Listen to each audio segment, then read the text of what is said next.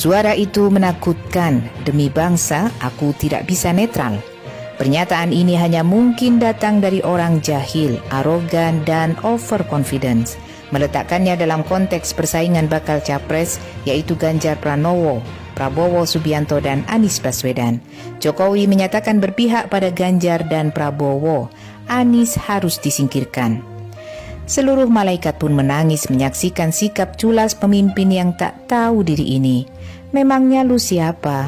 Kok begitu percaya diri mengabaikan amanat konstitusi, etika, aspirasi rakyat, dan desakan cendekiawan agar pilpres berjalan fair? Bak diktator menjelang lengser ke Prabon, Jokowi ngotot yang berkompetisi hanya dua pasang, Ganjar dan Prabowo dengan pasangan cawapres masing-masing. Komposisi kandidat bisa berubah, tapi dalam kondisi apapun, Anies tak boleh ikut kompetisi. Banyak orang marah, tapi Jokowi anggap enteng. Memang kalian bisa apa? Yang juga mengganggu akal sehat kita adalah dukungan pada bakal capres yang cacat dan menolak capres ideal. Prabowo terlibat penculikan 9 aktivis, meskipun kemudian dibebaskan semuanya. Ia juga diberitakan luas hendak mengambil kekuasaan menjelang Soeharto lengser. Terakhir, Prabowo terlihat menjilati Jokowi, mantan pesaing yang berkhianat kepadanya, yang menimbulkan pertanyaan publik terhadap kejujurannya. Rekam jejak Ganjar tak lebih baik. Tidak ada prestasinya selama memimpin Jawa Tengah sebagai gubernur 2 periode. Provinsi itu menjadi yang termiskin di Pulau Jawa.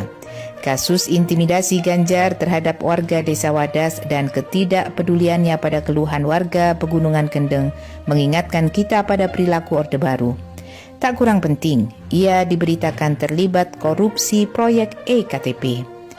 Anies bebas dari cacat apapun dalam konteks calon pemimpin negara. Rekam jejaknya ketika memimpin Jakarta mendapat apresiasi luas dari dalam maupun luar negeri.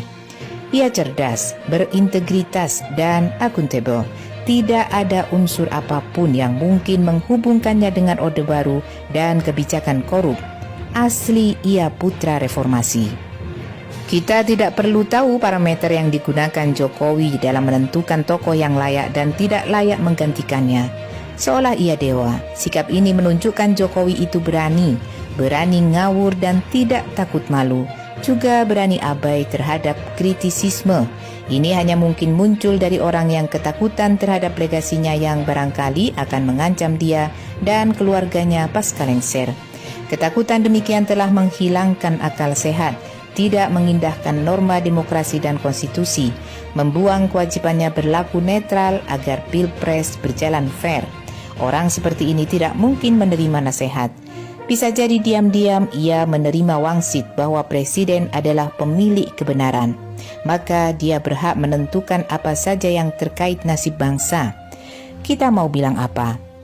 Hasil jajak pendapat lembaga survei yang menyatakan tingkat kepuasan publik terhadap kinerja yang cukup tinggi dianggap sebagai pembenaran publik terhadap kebijakannya. Dia lupa bahwa publik yang sama tidak menghendaki mandatnya diperpanjang. Jokowi terlena dengan pujian palsu oligarki dan mereka yang mendapat keuntungan dari pemerintahannya. Juga dari mereka yang ketakutan terhadap hantu Islam yang diciptakan sendiri. Seperti diperlihatkan Yusuf Wanandi, pendiri CSIS ini sejak dulu melihat Islam sebagai ancaman kepentingan minoritas. Sementara suara pendukung Jokowi sangat gaduh, memaki siapa saja yang coba menyalahkan junjungannya.